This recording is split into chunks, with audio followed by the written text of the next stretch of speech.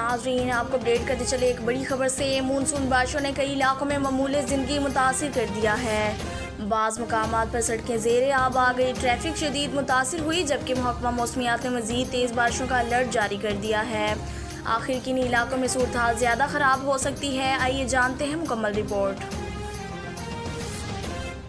नाज़रीन, मुल्क के मुख्तलिफ हिस्सों में मानसून बारिशों का सिलसिला जारी है। कई शहरों में शदीद बारिशों के बाद सड़कों पर पानी जमा होने से ट्रैफिक की रवानी मुतासिर हुई और शहरियों को आमदोरफ्त में मुश्किलात का सामना करना पड़ा।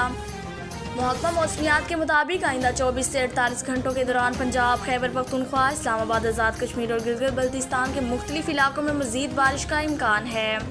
हकाम ने खबरदार किया है कि जहां ज़्यादा बारिश होगी वहां नशेबी इलाकों में पानी जमा हो सकता है, जबकि पहाड़ी इलाकों में लैंडस्लाइडिंग और बरसाती नदी नालों में पानी की सतह बढ़ने का इम्कान मौजूद है। रेस्क्यू और ज़िली इंतज़ामिया को अलर्ट रहने की हिदायत की गई है ताकि किसी भी हंगामी सूरत हाल में फौरी कार्रवाई की जा सके। शहरियों से भी अपील की गई है कि ख़राब मौसम के दौरान गैर ज़रूरी सफ़र पर गुरेज करें और मौसमी सूरत हाल पर नज़र रखिए।